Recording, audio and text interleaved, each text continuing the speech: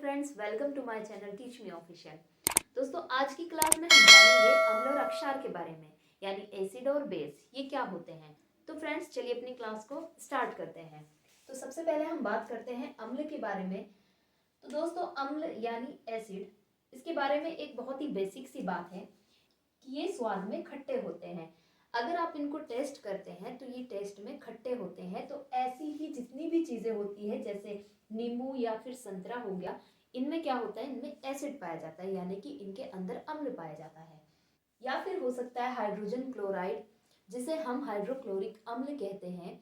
अगर इसके chemical name की बात करें तो HCl से इसको हम डिनोट करते हैं। इसके अलावा सल्फ्यूरिक अम्ल H2SO4 और बहुत सारे एसिड होते हैं। और अगर बात करें हम बेस के बारे में, यानी अक्षार के बारे में, तो फ्रेंड्स इनका स्वाद कड़वा होता है। यानी ये टेस्ट में कैसे होते हैं, कड़वे होते हैं। एग्जाम्पल के लिए जैसे हो गया साबुन या फिर शैम्पू। साबुन हो या शैम्पू हो, इनके अंदर बेस पाया जाता है। अगर कभी गलती से आपके मुंह में शैम्पू या साबुन कोई भी चला जाता है तो आप क्या देखते हो कि वो स्वाद में कैसे होते हैं, कड़वे होंगे। तो फ्रेंड्स, ऐसी चीजें उनके अंदर बेस पाया जाता है। या फिर हम कह सकते हैं सोडियम हाइड्रोक्साइड, जिसे हम NaOH से डिनोट करते हैं। या फिर पोटेशियम हाइड्रोक्साइड भी, ये सब क्या होते हैं, ये सब होते हैं अक्षार। फ्रेंड्स, इसके बाद देखते हैं कि ये नीले लिटमस पेपर को लाल कर देते हैं। यानी जो एसिड होंगे, जो भी अम्ल होते हैं, वो क्या करते हैं, जो नीले लिटमस पेपर होते हैं, कुछ लिटमस पेपर होते हैं, उनकी स्ट्रिप भी आती है। अगर हम उनको एसिड के अंदर डालते हैं तो वो ब्लू कलर से कैसे हो जाएंगे, रेड में चेंज हो जाते हैं। लेकिन अगर बात करते हैं अक्षार के बारे में, तो अक्षार क्या करते हैं, ये लाल लिटमस पेपर को नीला कर देते हैं। यानी कि इसके जस्ट अपोजिट होते हैं। अगर लिटमस पेपर लाल होते हैं तो जो बेस होते हैं, उनको हम जब बेस में डालते हैं तो वो क्या हो जाते हैं, लाल लिटमस पेपर से नीले हो जाते हैं। अब फ्रेंड्स, आगे हम बात करते हैं। दोस्तों, इसका नेक्स्ट पॉइंट है ऐसे रासायनिक पदार्थ जो जल में घुलकर H आयन देते हैं। यानी जब आप एसिड को पानी में मिलाते हैं तो वो उनका जो जलीय विलयन होता है वो हमेशा हाइड्रोजन आयन ही देंगे। हाइड्रोजन आयन के अलावा कोई और आयन नहीं देते हैं। इसीलिए हम कहते हैं कि ऐसे रासायनिक पदार्थ जो जल में घुलकर हाइड्रोजन आयन देते हैं या फिर H आयन देते हैं, उन्हें हम कहते हैं कि वो एसिड होते हैं। लेकिन ऐसे रासायनिक पदार्थ जो जलीय विलयन में OH आयन देते हैं, तो हम कह सकते हैं कि वो बेस होते हैं। मतलब बेस का जब आप जलीय विलयन रेडी करते हैं तो आपको हमेशा OH आयन मिलेंगे।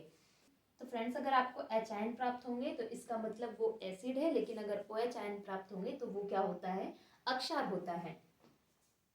नेक्स्ट पॉइंट है, आगे हम बात करते हैं कि इनका जो pH मान है वो 7 से कम होता है।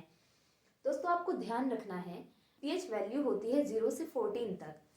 अगर वो pH मान 7 से कम हो, किसी भी केमिकल का या किसी भी वस्तु का अगर pH मान 7 से कम होता है तो हम कह सकते हैं कि उसकी प्रकृति अम्लीय होती है। क्योंकि अम्लता की पहचान यही होती है कि अम्ल हमेशा 7 से कम होते हैं। लेकिन अगर pH मान 7 से ज़्यादा हो जाता है, यानी किसी भी केमिकल का या फिर किसी भी वस्तु का अगर उसका pH मान 7 से ज़्यादा हो जाता है तो हम कह सकते हैं कि उसकी प्रकृति अक्षारीय होती है।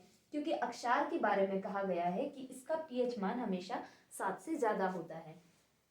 नेक्स्ट पॉइंट है कि अम्ल धातु से अभिक्रिया करके लवण तथा हाइड्रोजन गैस का निर्माण करते हैं। यानी कि जब भी आप एसिड को किसी धातु के साथ अगर उसकी रिएक्शन कराते हैं, उसकी अभिक्रिया किसी धातु से कराते हैं, तो उससे बनने वाले जो नए प्रोडक्ट होंगे वो हमेशा आपको साल्ट और हाइड्रोजन गैस प्राप्त होंगे। तो फ्रेंड्स, इसीलिए हम कह सकते हैं कि अम्ल जब भी धातु से अभिक्रिया करते हैं तो वो किसका निर्माण करेंगे, लवण तथा हाइड्रोजन गैस का। ऐसे ही अक्षार के बारे में अगर हम जाने तो अक्षार भी धातु से अभिक्रिया करके लवण तथा हाइड्रोजन गैस बनाते हैं। चलिए फ्रेंड्स, इसको एक एग्जाम्पल से भी देखते हैं। माना आपने एक अम्ल लिया H2SO4, जिसे हम कहते हैं सल्फ्यूरिक अम्ल, और एक धातु आपने ली जिंक। जब आप इसकी अभिक्रिया कराएंगे तो ये क्या होगा, मिलकर बनेगा zinc sulphate plus hydrogen gas. Zinc sulphate एक लवण का नाम है। तो जब आपने सल्फ्यूरिक अम्ल एक एसिड को धातु के साथ उसकी अभिक्रिया कराई तो वो मिलकर बनता है जिंक सल्फेट और हाइड्रोजन गैस। ऐसे ही आप अगर अक्षार के बारे में बात करें, आपने एक अक्षार लिया सोडियम हाइड्रोक्साइड और इसको आपने धातु से जब अभिक्रिया कराई तो ये मिलकर बनता है सोडियम जिंकेट, जिसे हम कहते हैं Na2ZnO2 प्लस हाइड्रोजन गैस। और फ्रेंड्स, किसी भी रिएक्शन को बैलेंस कराना ज़रूरी होता है, इसीलिए हम यहाँ पर मल्टीप्लाई करेंगे 2 से। सो फ्रेंड्स, आई होप कि अम्ल और अक्षार के बीच का जो भी डिफरेंस था वो आपको क्लियर हुआ होगा। तो मिलते हैं नेक्स्ट वीडियो में न्यू टॉपिक के साथ।